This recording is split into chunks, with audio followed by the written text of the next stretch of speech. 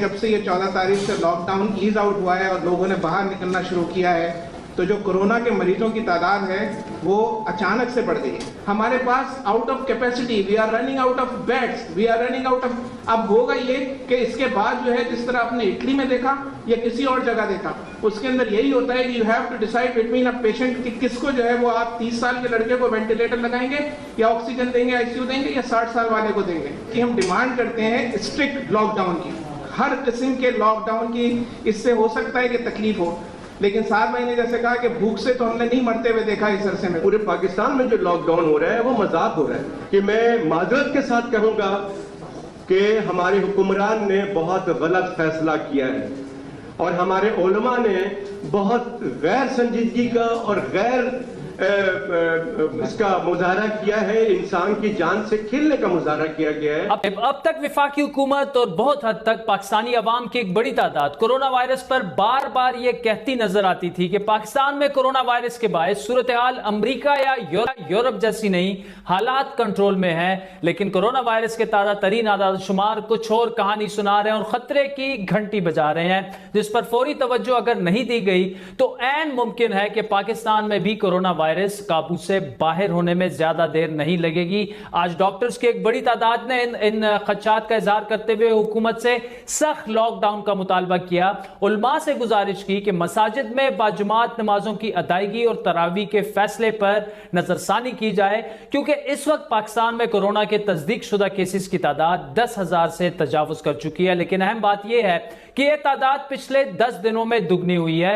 10 दिन पहले पाकिस्तान में कोरोना से मुतासिर मरीजों की तादाद सिर्फ 5,000 थी, जो अब 10,000 से तजावुज कर चुकी है और गुज़श्ता 6 दिनों में अमवात की तादाद में 2 गुना जो है इजाफा देखा गया और अब तक कोरोना वायरस के बायस 200 अफराद पाकिस्तान में जाम बाक हो चुके हैं। लेकिन अहम बात यह है कि यह तादाद ठीक उन दिनों में बढ़नी शुरू हुई है जब वफाकी हुकूमत ने लॉकडाउन में नरमी का फैसला किया।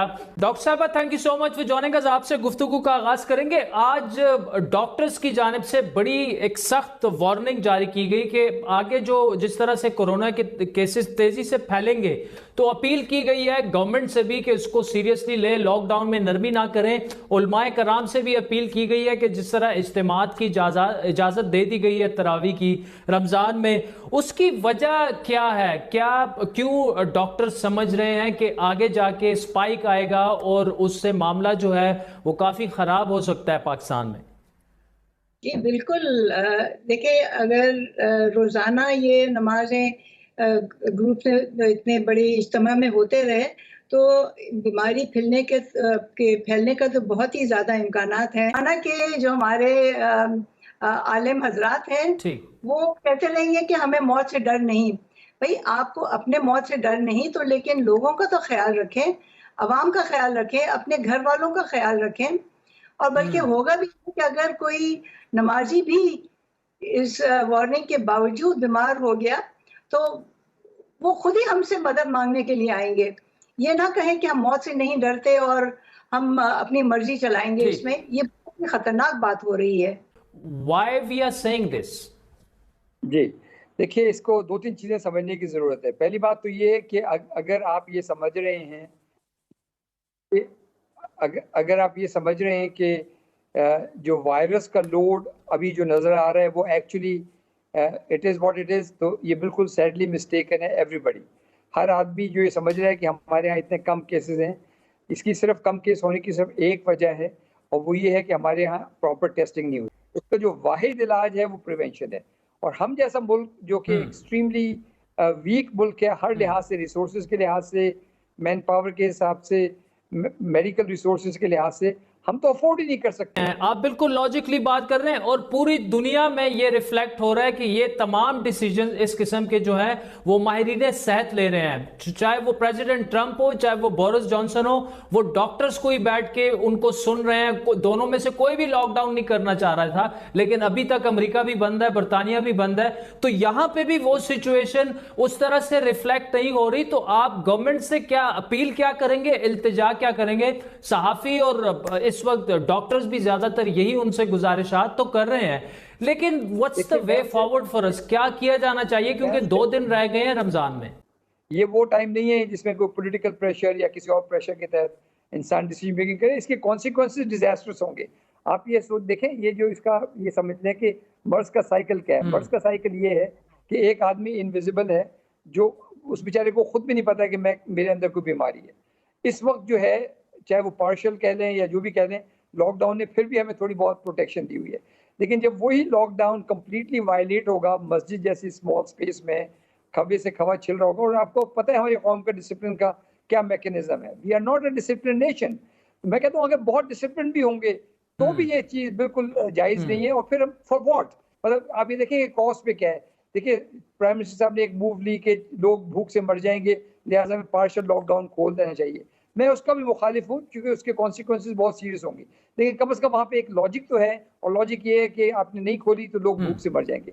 यहाँ मुझे इसका कोई लॉजिक ही समझ में नहीं आ रहा कि एक्चुअली क्या क्या चीज़ है। हर वो आदमी, हर डॉक्टर, मैं आपको एब्सोल्यूट गारंटी से ये यूनैनिमस बात बताता हूँ कि आप जिस डॉक्टर से मिलेंगे, छोटा बड़ा प्रोफेशनल जिसको अलिफ बे मेडिसिन की पता है, उसका यही रिक्वेस्ट होगी स्टेट से कि आपके ऊपर अल्लाह ताला आपको पकड़ेगा जिम्मेदारी। और ये कहना कि अगर खुदा न खासा बीमारी फैल गई तो फिर हम उस वक्त उसको बंद कर देंगे, उस वक्त तो तबाही मच जाएगी।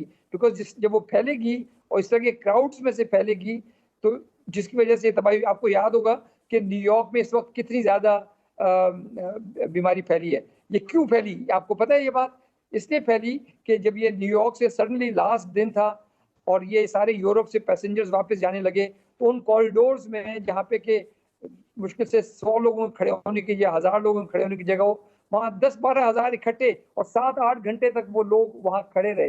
And that is the biggest source कि how the New Yorkers got the biggest dose of injection of virus into this circulation.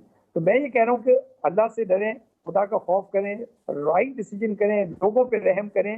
Because अगर ये आपने इसको एक दफ़ा छोड़ दिया और ये चीज़ फैल गई तो इसके नताइज इतने डेडली होंगे कि आप उस वक्त उसको रोक नहीं सकते। ये कहना कि हम उस वक्त कंट्रोल कर लेंगे, ये एब्सोल्युटली आउट ऑफ क्वेश्चन होगा। ये एब्सोल्युटली आउट ऑफ क्वेश्चन होगा।